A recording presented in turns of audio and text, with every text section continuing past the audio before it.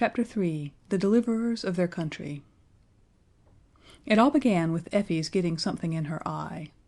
It hurt very much indeed, and it felt something like a red hot spark, only it seemed to have legs as well, and wings like a fly. Effie rubbed and cried, not real crying, but the kind your eye does all by itself without your being miserable inside your mind. And then she went to her father to have the thing in her eye taken out. Effie's father was a doctor, so of course he knew how to take things out of eyes. He did it very cleverly with a soft paintbrush dipped in castor oil. When he had gotten the thing out, he said, "This is very curious."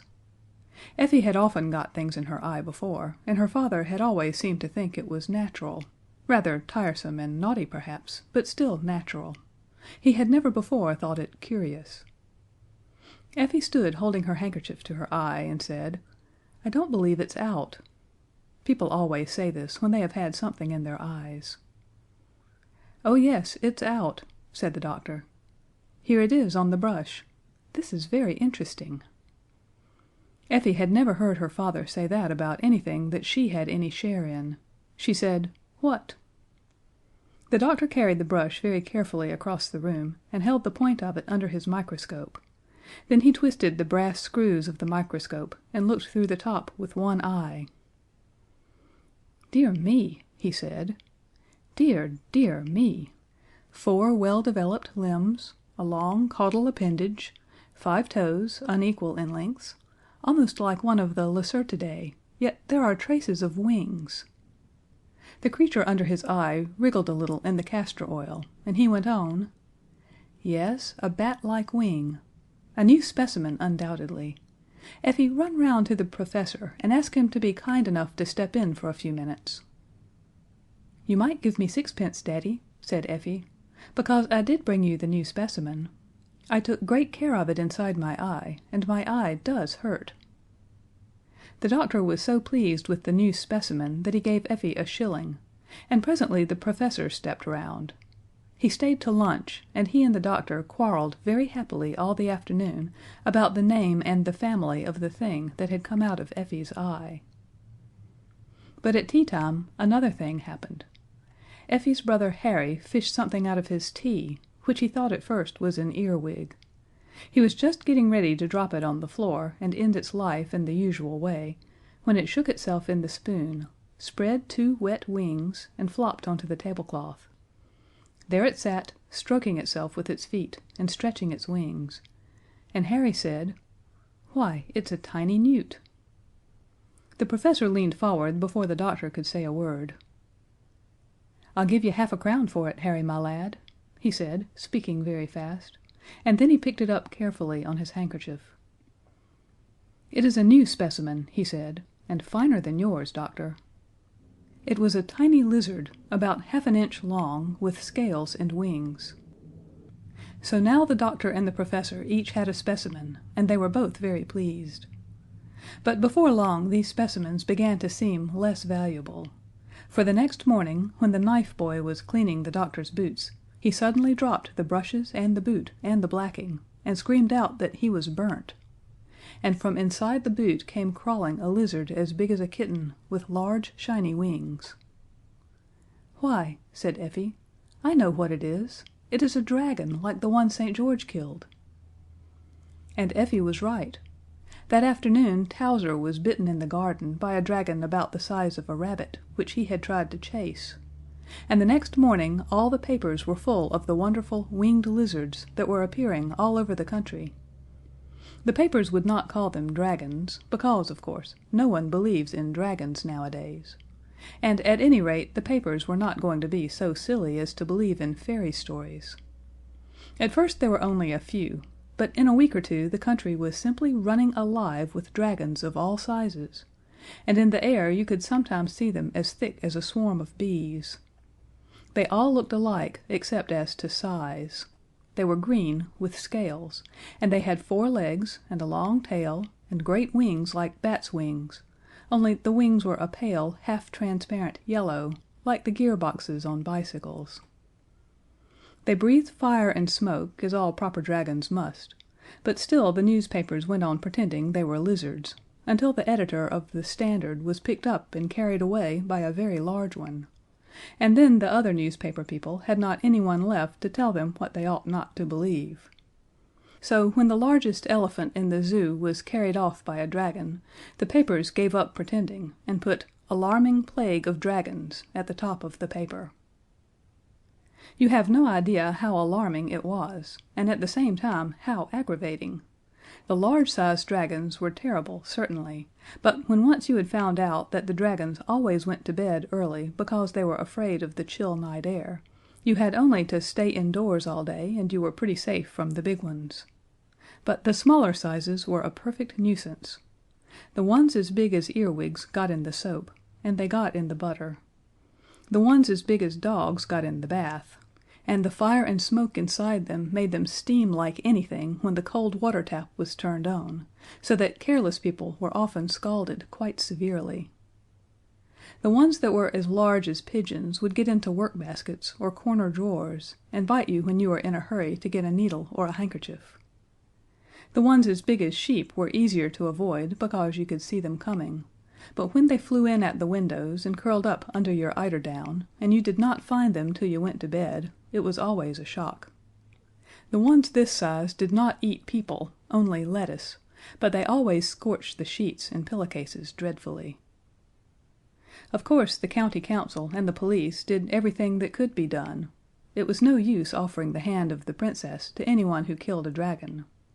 This way was all very well in olden times, when there was only one dragon and one princess, but now there were far more dragons than princesses, although the royal family was a large one. And besides, it would have been a mere waste of princesses to offer rewards for killing dragons, because everybody killed as many dragons as they could quite out of their own heads and without rewards at all, just to get the nasty things out of the way. The county council undertook to cremate all dragons delivered at their offices between the hours of 10 and 2, and whole wagonloads and cartloads and truckloads of dead dragons could be seen any day of the week, standing in a long line in the street where the county council had their offices. Boys brought barrow loads of dead dragons, and children on their way home from morning school would call in to leave the handful or two of little dragons they had brought in their satchels, or carried in their knotted pocket handkerchiefs. And yet there seemed to be as many dragons as ever. Then the police stuck up great wood and canvas towers covered with patent glue. When the dragons flew against these towers, they stuck fast, as flies and wasps do on the sticky papers in the kitchens. And when the towers were covered all over with dragons, the police inspector used to set fire to the towers, and burnt them and dragons and all. And yet there seemed to be more dragons than ever. The shops were full of patent dragon poison and anti-dragon soap, and dragon-proof curtains for the windows, and indeed everything that could be done was done. And yet there seemed to be more dragons than ever. It was not very easy to know what would poison a dragon, because, you see, they ate such different things. The largest kind ate elephants, as long as there were any, and then went on with horses and cows. Another size ate nothing but lilies of the valley, and a third size ate only prime ministers, if they were to be had, and if not, would feed freely on servants in livery. Another size lived on bricks, and 3 of them ate 2/3 of the South Lambeth Infirmary in one afternoon. But the size Effie was most afraid of was about as big as your dining room, and that size ate little girls and boys. At first Effie and her brother were quite pleased with the change in their lives. It was so amusing to sit up all night instead of going to sleep, and to play in the garden lighted by electric lamps. And it sounded so funny to hear Mother say, when they were going to bed, "Good night, my darlings, sleep sound all day, and don't get up too soon. You must not get up before it's quite dark. You wouldn't like the nasty dragons to catch you." But after a time they got very tired of it all. They wanted to see the flowers and trees growing in the fields, and to see the pretty sunshine out of doors, and not just through glass windows and patent dragon-proof curtains. And they wanted to play on the grass, which they were not allowed to do in the electric lamp-lighted garden because of the night dew. and they wanted so much to get out just for once in the beautiful, bright, dangerous daylight that they began to try and think of some reason why they ought to go out, only they did not like to disobey their mother. But one morning their mother was busy preparing some new dragon poison to lay down in the cellars, and their father was bandaging the hand of the boot boy, which had been scratched by one of the dragons who liked to eat prime ministers when they were to be had, so nobody remembered to say to the children, "Don't get up till it is quite dark." "Go now," said Harry. "It would not be disobedient to go, and I know exactly what we ought to do, but I don't know how we ought to do it." "What ought we to do?" said Effie. "We ought to wake St. George, of course," said Harry. He was the only person in his town who knew how to manage dragons. The people in the fairy tales don't count. But St. George is a real person, and he is only asleep, and he is waiting to be waked up. Only nobody believes in St. George now. I heard father say so. "We do," said Effie. "Of course we do. And don't you see, Ef, that's the very reason why we could wake him. You can't wake people if you don't believe in them, can you?"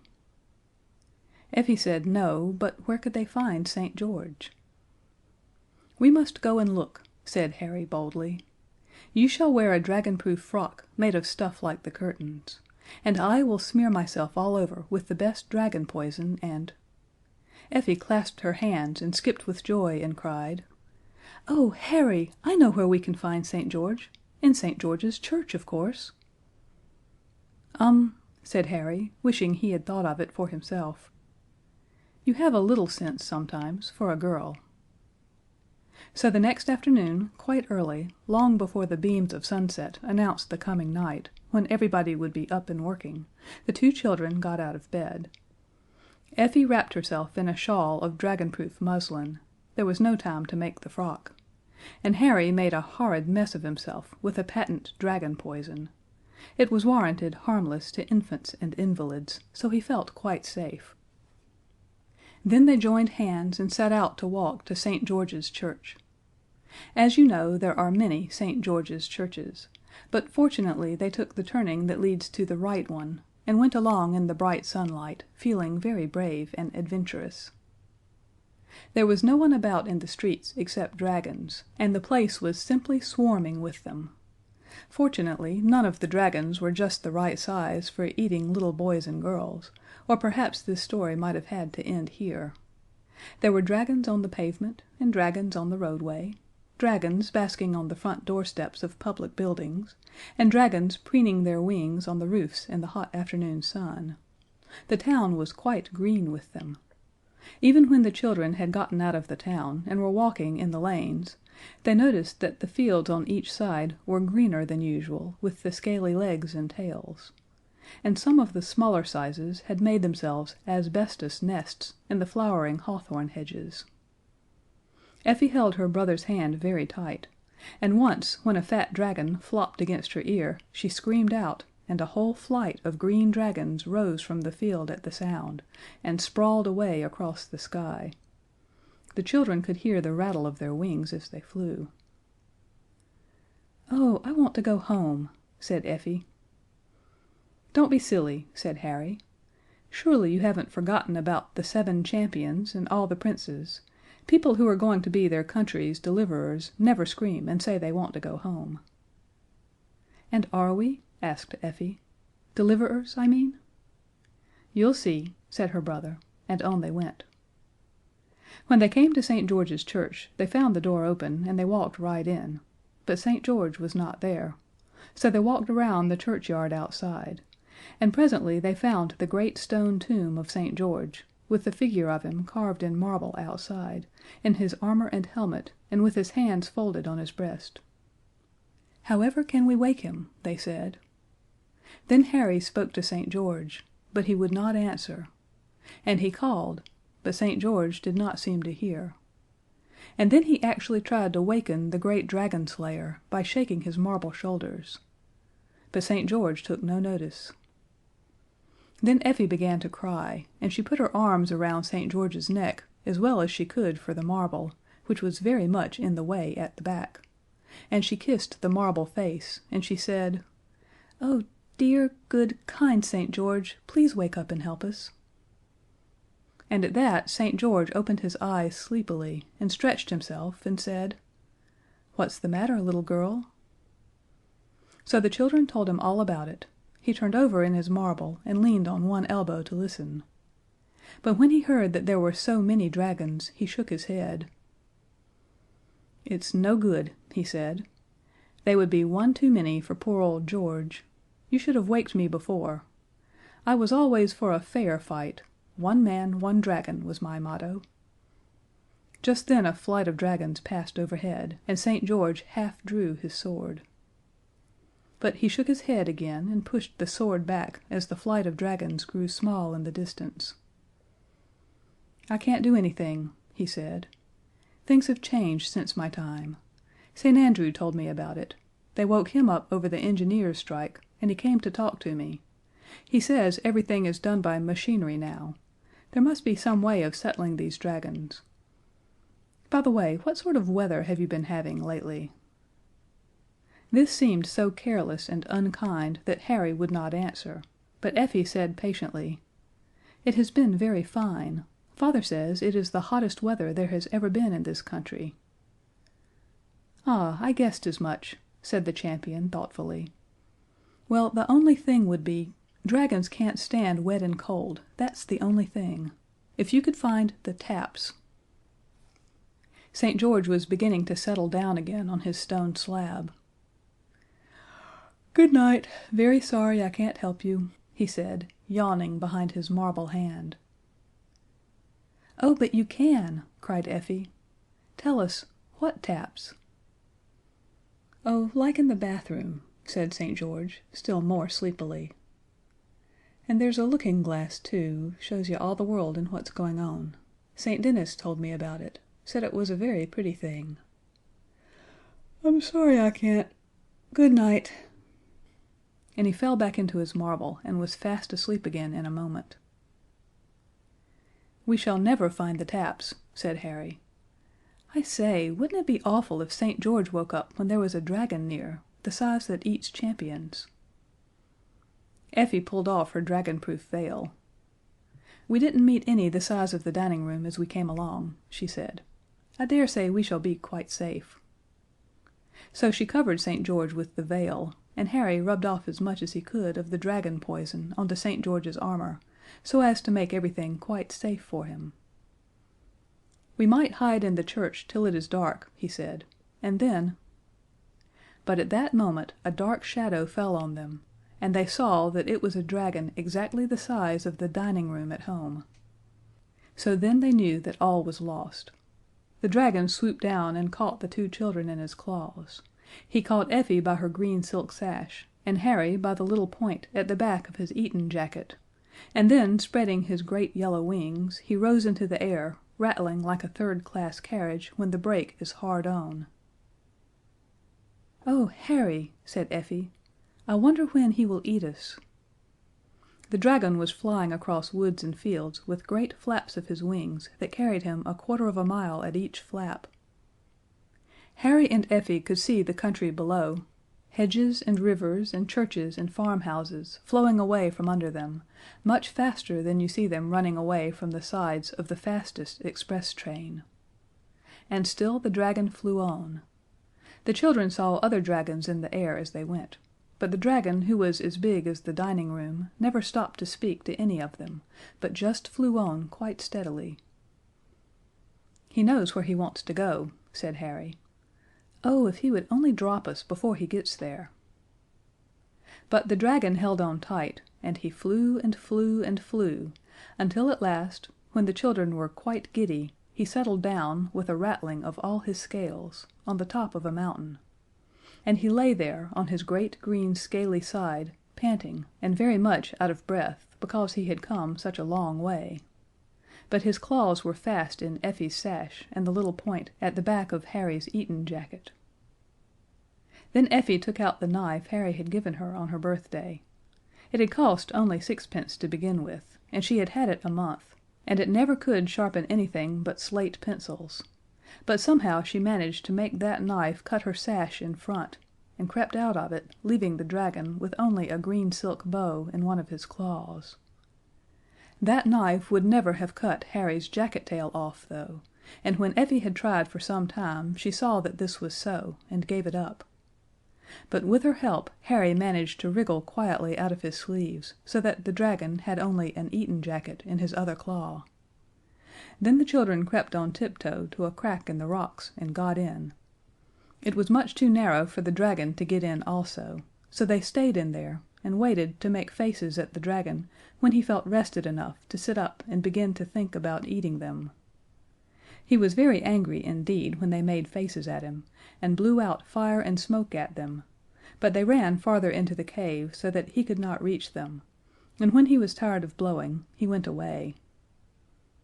But they were afraid to come out of the cave, so they went farther in, and presently the cave opened out and grew bigger, and the floor was soft sand, and when they had come to the very end of the cave, there was a door, and on it was written, "Universal Tap Room, Private, no one allowed inside."